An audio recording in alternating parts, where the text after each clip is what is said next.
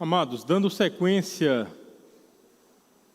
ao estudo do livro de Efésios, vamos abrir a palavra do Senhor novamente neste livro, capítulo 5, do versículo número 3 ao versículo número 14.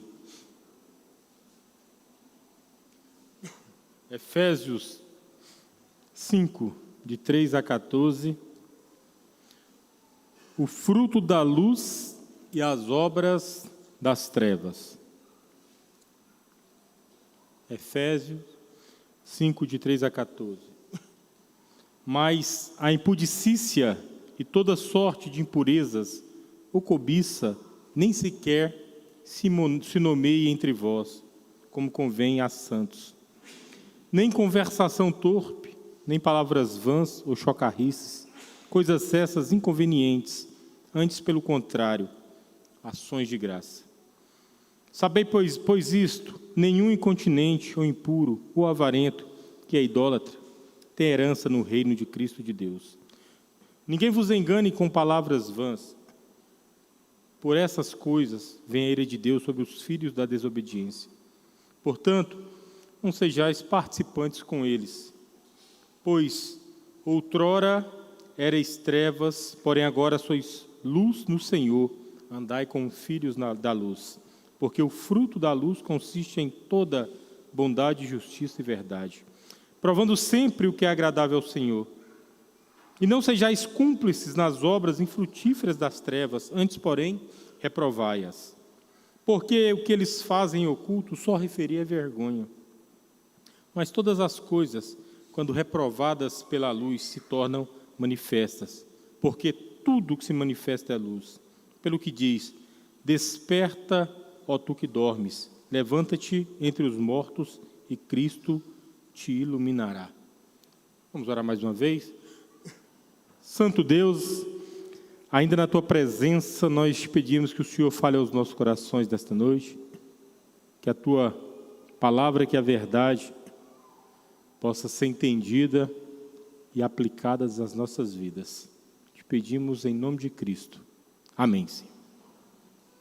Irmãos, estamos já há algum tempo estudando sobre o livro de Efésios. E a dinâmica que Paulo emprega ao livro é interessante, como ele emprega nas demais cartas também, sobre as quais ele discorreu. Mas é interessante que nós lemos na nossa liturgia que depois que Paulo faz a sua saudação, como é de costume, ele traz a memória dos irmãos da igreja em Éfeso, justamente sobre o grande agir de Deus, sobre o grande amor do Senhor. Ele diz que Deus os escolheu, que Deus o predestinou para o louvor de sua glória. E ele continua nos capítulos seguintes, capítulo 3, se eu não me engano, dizer que todos estavam mortos nos seus delitos e pecados, todos estavam consumados ao inferno, todos estavam longe do agir de Deus. Mas Paulo, ele apresenta o mistério da cruz de Cristo, o agir de Cristo Jesus na vida daqueles irmãos, a plenitude, a sublimidade do amor de Deus. E ele enfatiza justamente que aqueles irmãos estavam todos mortos e destruídos pelos seus pecados, mas encontraram alívio, descanso, paz e graça e misericórdia, e perdão e eternidade através de Cristo. E Paulo também chama aqueles irmãos, depois de orar por 2 vezes, ele enfatiza a necessidade de uma vida prática, pragmática, elencando a questão da santidade, a partir do capítulo 4, quando ele trata da unidade da fé, e lá no versículo 17, ele diz acerca da necessidade deles andarem como servos do Senhor, praticarem obras diferentes, deixarem de mentir, deixarem de roubar, aqueles que assim agem, e praticar a verdade, e serem pessoas idôneas, e serem pessoas corretas. Então Paulo diz que uma vida cristã, ela tem que estar acompanhada de uma vida prática. E ele continua exortando, a partir do versículo número 25, acerca também da santidade daqueles irmãos. E lá no versículo número 3, que nós acabamos de ler, até o versículo número 14, ele trata justamente sobre a diferença entre aqueles que andam na luz e aqueles que mesmo na igreja, mesmo conhecendo a verdade, estão deixando a desejar, estão dormindo, estão precisando acordar para a vida cristã. E é justamente, irmão, sobre esse tema que eu gostaria de tratar, justamente sobre como já está definido aí na Bíblia, no título, o fruto da luz e as obras das trevas. E acompanha aí no versículo número 3, ele trata questões que estavam sendo corriqueiras dentro da igreja, em Éfeso, e são situações também que podem acontecer na nossa vida, nas nossas igrejas. Ele diz no versículo 3, mas a impudicícia e toda sorte de impurezas ou cobiça, nem sequer se nomeia entre vós, como convém a santos. Paulo diz que a impudicícia, que significa justamente a pornografia, que é uma palavra derivada do grego de porneia, ele diz que toda sorte de pornografia, de imoralidade, é algo que não deve sequer ser nomeado nas nossas vidas. E ele diz também que toda sorte de impureza, e a impureza aqui, irmãos, também está relacionado aos pecados sexuais, como o adultério, como a traição, como a fornicação, mas num contexto amplo, tudo aquilo que tem nos afastado, tudo aquilo que tem tornado sujo o nosso coração e tem nos afastado de um relacionamento salutar com o Senhor, isso também tem que ser abandonado na nossa vida cristã. E Paulo ainda diz no versículo 3 que a cobiça, e nós sabemos muito bem o que é a cobiça. Cobiça é aquele desejo totalmente descabido de ter o que não nos pertence, de ter aquilo que não é nosso. Nós nos satisfazemos, infelizmente, irmão, muitas vezes, não com aquilo que Deus nos dá, mas com aquilo que a pessoa tem. E cobiçamos, às vezes, a mulher do próximo, ou o marido, o homem do próximo. Cobiçamos, muitas vezes, a casa do próximo. Cobiçamos, muitas vezes, o carro do próximo. Cobiçamos, muitas vezes, o emprego do próximo. Nós nunca estamos satisfeitos com a nossa realidade, mas a nossa irritação, ela se dá, às vezes, pelo sucesso de um irmão, de um parente, de um amigo, de um conhecido. E Paulo diz lá claramente, irmãos, que isso nem sequer deve ser nomeado, nem sequer deve ser tratado, nem sequer deve ser elencado nas nossas vidas. E é interessante, se nós voltarmos um pouquinho, não abram não, pode deixar, que lá quando ele trata da questão da santidade cristã, lá no versículo 22, do capítulo 4, ele diz que no sentido de que, quanto ao trato passado, vos despojeis do velho homem, que se corrompe segundo as concupiscências do engano, e vos renoveis do espírito do vosso entendimento, vos revistais do novo homem, criado segundo Deus, em justiça e em retidão, procedentes da verdade. Paulo fala claramente, antes nós andávamos segundo a concupiscência do engano, dos nossos desejos. Agora não, em Cristo Jesus nós temos que tirar, nós temos que despojar dessa roupa e vestir uma nova roupa. Uma nova roupa na qual a retidão, a sobriedade espiritual, o discernimento tem que balizar as nossas vidas. Por isso que Paulo fala que esses aspectos da imoralidade, esse aspecto da impureza, da cobiça, sequer deveria ser nomeado, sequer deveria ser tratado, sequer deveria ser citado entre nós, sequer deveria ser uma realidade das nossas vidas. Porque Paulo cita isso, que o Senhor nos predestinou, o Senhor nos elegeu, o Senhor nos escolheu para louvor da sua glória e nos despojou desse velho homem e nos colocou uma nova roupagem. Por isso é importante que tais práticas, elas sequer seja algo corriqueiro das nossas vidas. Paulo diz para a igreja em Éfeso que há necessidade de se evitar tais práticas. Há necessidade de ser combatida tais práticas.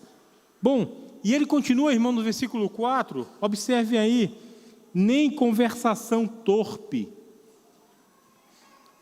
Aquelas conversas extremamente tristes e deploráveis, nem palavras vãs ou chocarrices, pessoas jocosas que têm humor negro, coisas essas inconvenientes, antes, pelo contrário, ações de graça. Paulo continua falando, irmãos, e fala o seguinte: nós devemos tomar cuidado até com os nossos gostos humorísticos, até com os nossos prazeres sociais, porque muitas vezes nós estamos falando conversas torpes, vãs, fúteis, piadas não edificantes, piadas totalmente discriminatórias. Em outras palavras, Paulo fala o seguinte, que nós podemos nos divertir, brincar, sorrir, desde que não extrapole o bom senso bíblico. Não é nem comum não, mas é bíblico. E nós estamos vivendo na sociedade, irmãos, que infelizmente precisamos nos lembrar que nós não podemos menosprezar ninguém pela sua cor de pele. A pessoa não é melhor por ser branco, ou negro, ou amarelo, ou pardo. Nós não podemos achar que raças, cores, diferenciam, valorizam ou desvalorizam alguém, porque Deus criou todos os seres humanos, e a sua criação é perfeita, e nós precisamos e devemos respeitar e amar todas as pessoas, independentes da sua cor, independente da sua raça, independente da sua cultura. Nós não podemos usar de palavras torpes, vãs, de chocarrices, de humor negro, para diminuir ou elevar determinadas raças ou culturas. Da mesma forma, irmãos, a palavra do Senhor nos ensina que nós não podemos também ter atitudes homofóbicas. Nós precisamos amar aquelas pessoas, respeitá-las. A Bíblia não fala que nós devemos nos calar diante da verdade, que nós precisamos combater o pecado, que nós precisamos pregar que tais práticas, elas não agradam ao Senhor. Nós não podemos nos calar diante da verdade, mas nossa atitude é de amar o pecador, de respeitar o pecador, de conviver de forma harmoniosa com o pecador. Deus não quer que nós enfrentemos ninguém com palavras torpes, ou com palavras vãs, ou com palavras fúteis, ou com um discurso arrogante, mas Deus quer e exige que nós preguemos a sua palavra, que nós anunciemos o Evangelho restaurador de Cristo Jesus. E Paulo continua no versículo 4 falando, irmãos, que nós devemos deixar a impureza, a cobiça, a pornografia, as palavras vãs, as chocarrices, isso tudo tem que ficar de lado. Ele fala, antes, nós precisamos praticar ações de graça. E é interessante que se nós entendermos isso, irmãos, nós vamos começar a agradecer a Deus e dar valor àquilo que nós somos e que nós temos. Se nós começarmos a ter um espírito de gratidão ao Senhor, nós iremos reclamar menos e adorar mais. Se nós tivermos um espírito de gratidão e agradecimento a Deus, nós vamos entender que tudo aquilo que nós temos, somos, e tudo aquilo que nós possuímos é uma dádiva de Deus, e Deus nos socorre segundo a sua vontade e segundo o pleno poder que Ele tem sobre as nossas vidas. Nós vamos agradecer pela nossa casa, mesmo que alugada, mas o lar que nós temos, ao invés de olharmos para a casa do irmão, para o sobrado, para a mansão ou de outra pessoa. Nós vamos agradecer o nosso carro, por mais velho que seja, ou mesmo que andemos de Uber ou de ônibus, do que cobiçar e desejar o carro. Por exemplo, Corolla do Rogério, o melhor que eu estou vendo aqui. Nós vamos amar nossa esposa e nós vamos amar os nossos esposos. E saber que Deus nos deu aquela pessoa para conosco conviver e amar e respeitar e ser fiel, estar junto e ter prazer da sua companhia. Nós não vamos olhar para outras mulheres, outros homens com um desejo impuro, porque nós vamos agradecer aquela pessoa que Deus colocou nas nossas vidas para nos ajudar, para caminhar juntos. Irmãos, se nós tivermos um espírito de gratidão, uma vida de gratidão, se nós praticarmos ações de graça, nós vamos reclamar menos e adorar mais, nós vamos sofrer menos e nos sentirmos mais aliviados no Senhor. E essa é a ideia que Paulo fala. E esse aspecto que Paulo fala. Precisamos praticar ações de graça. E ele continua, irmãos, no versículo de número 5, sabei, pois, isto, que nenhum incontinente, ou impuro, ou avarento, que é idólatra, tem herança no reino de Cristo e de Deus. Incontinente, irmãos, é aquela pessoa sem moderação. É aquela pessoa que não tem capacidade de segurar os seus ânimos. Isso serve também para a questão sexual, obviamente, que é o foco do versículo 3 e 4. É aquela pessoa que a moça passa e ele não consegue tirar o olho, ou o rapaz passa e ela não consegue tirar o olho. Aquele desejo incontrolado, incontrolável de se saciar. O incontinente é essa pessoa sem moderação, sem equilíbrio. Mas Paulo fala aqui uma coisa clara, irmãos, que também nós devemos nos ater. Ele diz que tais pessoas que praticam a idolatria, que são os avarentos, as pessoas impuras, ele diz que ele não tem herança no reino de Cristo e de Deus.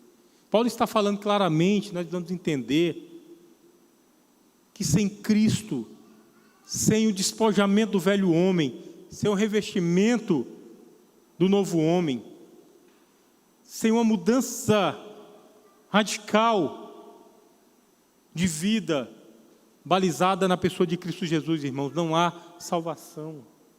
Nós precisamos pregar isso, nós precisamos anunciar isso, que muitas vezes nós preferimos nos silenciar, ou então falar algo que não vá ofender determinadas pessoas, mas as pessoas precisam escutar tais práticas corriqueiras, tais situações corriqueiras nos quais Cristo é substituído justamente pela sua cobiça, pela impureza do seu coração, pela sua mente, pela sua capacidade de ver o mundo, pela sua idolatria a dinheiro, a bens, a posições.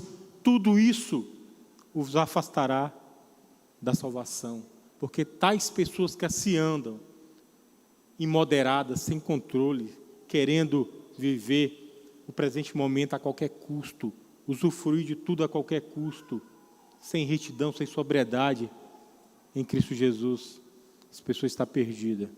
Não há esperança e não há salvação, e Paulo deixa isso aqui claro, irmãos. Há um céu e há um inferno. E tais pessoas que assim vivem e que assim se posicionam, essas pessoas não têm parte no reino do Senhor. É a verdade do Evangelho. Continuando,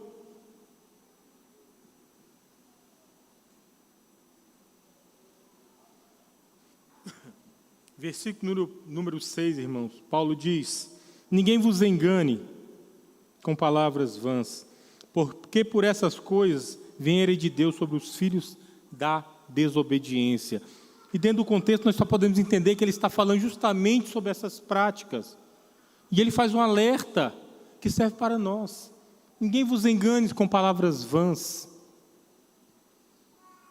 Ninguém fale para você que tais práticas, tais coisas, aquilo que o Evangelho condena, aquilo que a palavra do Senhor vai contra, aquelas palavras que amenizam, aquele discurso que anima, ele fala: não caiam nessa, não se engane com tais palavras, porque o Evangelho do Senhor, ele é claro, ele é cabal, ele é resoluto, ele é definitivo, ele é completo, não há meio termo. E Paulo está falando isso aqui, irmãos, no seio da igreja. E muitas vezes na igreja nós queremos tais discursos, nós queremos ouvir tais palavras que amenizam o nosso erro, que amenizam o nosso pecado, que nos coloca numa zona de conforto. Palavras nas quais situações acontecem porque nós somos humanos, erramos, somos tendenciosos a errar. Mas o amor de Deus, Ele vai compreender os seus erros. Irmãos, muito cuidado com essas palavras que quase parecem com o Evangelho. Nós sabemos que onde abunda o pecado, superabunda a graça, é verdade. Mas nós sabemos que uma das características do crente fiel, do cristão verdadeiro, é a constante luta por santificação. É o desejo resoluto de servir ao Senhor. É o desejo resoluto de estar na casa do Senhor. É o desejo resoluto de se curvar às verdades do Evangelho. É o desejo claro de servir o Senhor na sua casa. O que mais nós temos hoje são discursos vãos. Você pode ser um crente na sua casa e você se acomoda no seu lar. Você já trabalhou tanto, né? Você já está com a idade avançada. Diminui um pouco o ritmo da igreja. Você não precisa se dedicar tanto assim à igreja. E essas palavras vêm, a gente ouve. E acreditamos que as coisas assim acontecem. E assim ameniza os nossos erros. E nós nos sentimos um tanto quanto tranquilos. Mas Paulo fala: cuidado.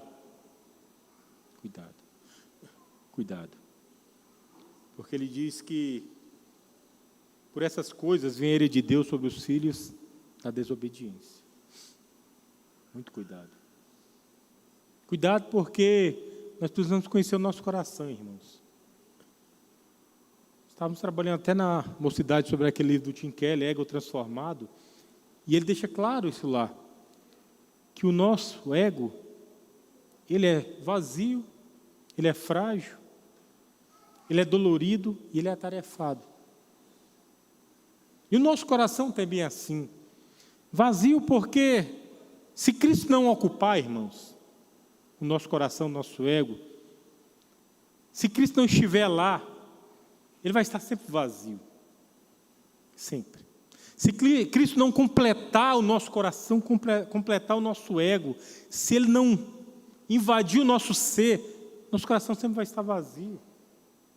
Sempre vai estar dolorido. Tudo vai nos ofender. Sempre será frágil. Qualquer coisa nos abala. E sempre vai ser atarefado, porque ao invés de descansar no Senhor, nós vamos buscar fazer, para aparecer, para ser elogiado, para nos mostrarmos melhores do que um do que outro. Muito cuidado, porque o nosso coração é enganoso. Porque esse discurso, irmãos, ele não cabe nas nossas vidas. E o apóstolo Paulo continua, no versículo número 7, ele diz: portanto, não sejais participantes com eles, pois outrora ereis treva, porém agora sois luz no Senhor, andai como os filhos da luz. Versículo 9 diz: porque o fruto da luz consiste em toda bondade, justiça e verdade. E eu me preocupo muito, irmãos, na atual conjuntura do mundo, na atual situação em que está, porque, via de regra, nós somos chamados a participar. Hoje nós temos as redes sociais nas quais nós direto presenciamos pornografia, imoralidade, calúnia, difamação, injúria. Nós perdemos muita parte do nosso dia vendo lixo e porcaria e repassando aquilo, sendo participante, difundindo, levando, tendo prazer. E Paulo diz aqui claramente que nós não devemos ser participantes com eles. Tais práticas, irmãos, não devem fomentar a nossa vida. Tais práticas não devem mexer com os nossos ânimos. Porque devemos buscar uma vida de retidão. Então devemos postar, falar, repassar algo que edifica, algo que vai fazer bem as pessoas, não algo que vai caluniar, que vai difamar, ou algo imoral, ou algo impuro, ou algo duvidoso, porque a palavra do Senhor é clara que nós não devemos participar de tais práticas, nem direta e nem diretamente. Ele diz que antes nós éramos trevas, antes nós tínhamos prazer nisso, antes nós vivíamos prazerosamente nisso, mas agora nós somos luz do Senhor. E a nossa prática tem que ser diferente. Eu estava falando com minha esposa agora, semana passada eu nem sei que a Karen Marcelo não está aqui não, né? Não. Ah, está ali. Então posso falar ao vivo. Eu fui na academia levar um currículo, me chamaram para dar uma aula, e encontra nossa irmã lá, está trabalhando. E aí, meus amigos estão lá, amigas de 10, 15 anos, né? Trabalharam comigo. Eu falei para a Maurícia, agora é a hora, né? Ela vai me conhecer. Porque vão falar de mim. A minha vida passada vai ser revelada para a irmã. O Peterson era assim, o Peterson fazia isso, o Peterson fazia aquilo. Irmãos, mas é a verdade. Ela não vai enxergar uma pessoa destruída, mas que foi transformada pelo Evangelho. Pelo contrário, ela conhece uma pessoa transformada pelo Evangelho que está vivendo. Mas as nossas práticas, elas têm que dar um testemunho. É óbvio que determinadas pessoas podem falar mal da gente, não é isso, irmão. Mas as nossas práticas, elas têm que refletir que nós não somos mais trevas. E temos aqui a irmã Valdelene, eu me lembro, 98? A Valdelene foi pegar uma portaria na diretoria de Polícia Civil, e eu nem a conhecia e falei de Jesus para ela. E ela voltou, falei do Evangelho, e a discipulei, e está aí ela com 2 filhos maravilhosos, esposos, batizados, filhos batizados na igreja. Mas imagine se a Valdelene viu uma pessoa lá totalmente diferente, praticando atos que ele não vive. Mas esse homem está me discipulando, ele vive totalmente o contrário do que está falando. Irmãos, Paulo fala isso, antes nós éramos trevas, mas agora nós somos luz do Senhor, e nós não participamos, não temos prazer na arguição do pecado, não temos prazer nessa vida pecaminosa, errônea, totalmente torpe. Nós precisamos refletir a luz do Senhor no seio familiar, no nosso trabalho, na igreja, fora dela, e as pessoas têm que ver em nós homens e mulheres transformados, homens e mulheres que foram predestinados, eleitos para o louvor da glória do Senhor, como diz lá no capítulo 3 de Efésios. E continua Paulo, irmãos, Versículo número 11. Versículo número 10 diz: provando sempre o que é agradável ao Senhor. E nós vivemos sempre no sentido de agradar a Deus. O salmista diz: agrada-te do Senhor, Ele satisfará os desejos do teu coração. Entregue teu caminho ao Senhor, confia nele, o mais Ele fará. Nós vamos aprender que a nossa confiança tem que estar no Senhor.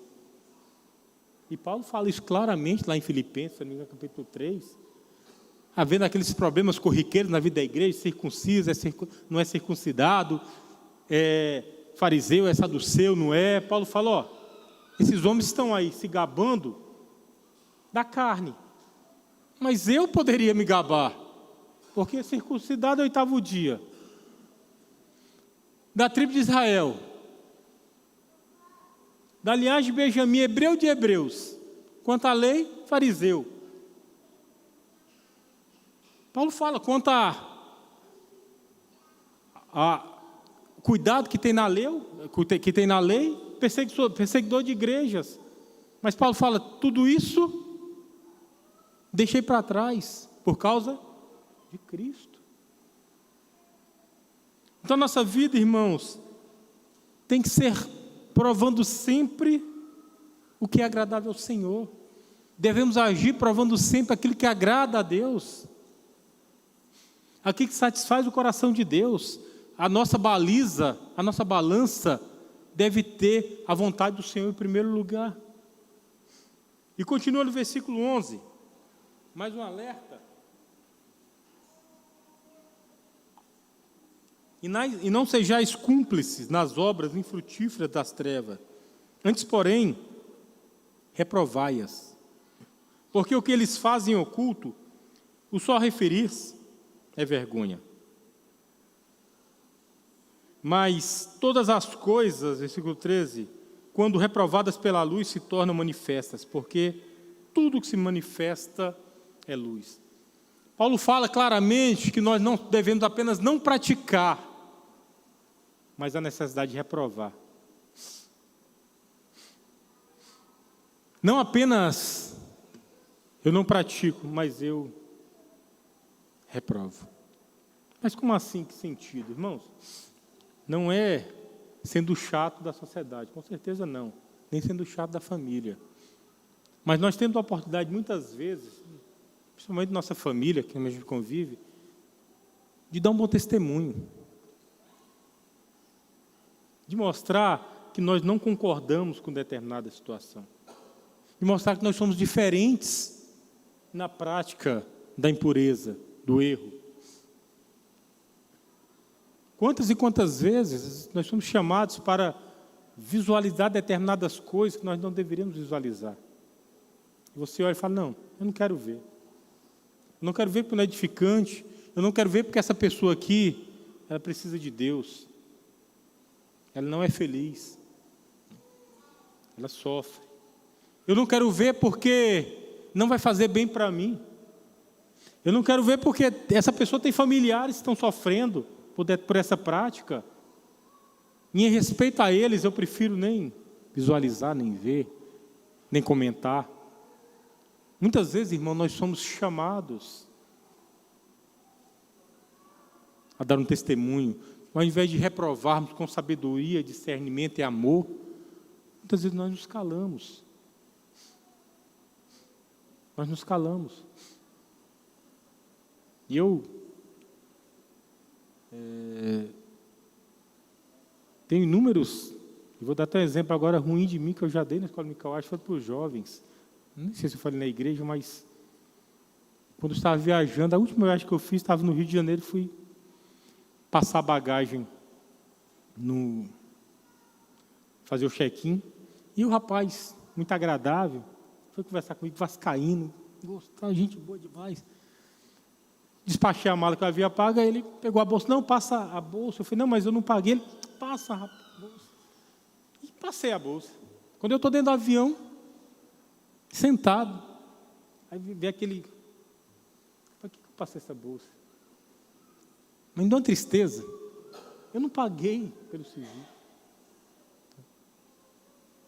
eu perdi a oportunidade de demonstrar o amor de Cristo e a transformação de Jesus na vida do homem. Eu podia falar, não, eu não vou porque eu não paguei. Né? E se eles falam, eu não vou fazer porque o Evangelho me proíbe de agir assim. Irmãos, muitas vezes nós somos chamados a reprovar, e o nosso coração é enganoso, ele nos leva ao erro, ele nos leva ao pecado. Paulo diz que nós temos que pegar todas as coisas e trazer para a luz. Nós precisamos trazer todas as situações e trazer à luz do Evangelho. Precisamos trazer as nossas práticas, os nossos pensamentos e trazer à luz bíblica. E observar se aquilo é edificante, se aquilo é verdadeiro, se aquilo é real, se aquilo agrada ao Senhor.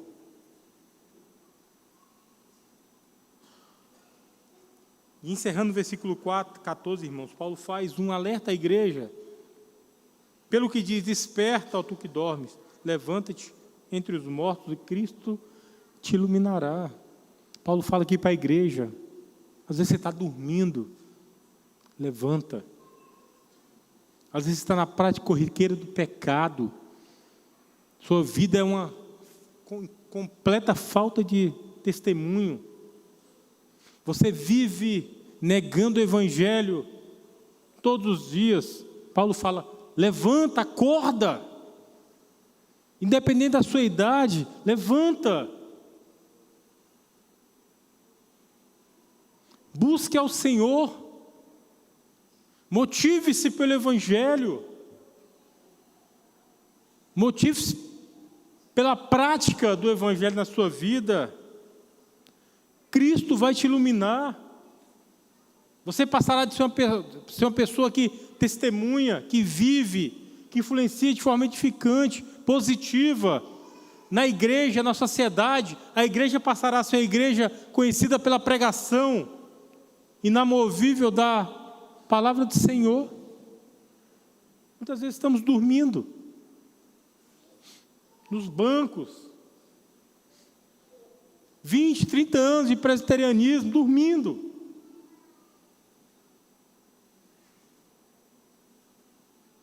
Confortáveis no berço da predestinação, que pode nos levar ao inferno.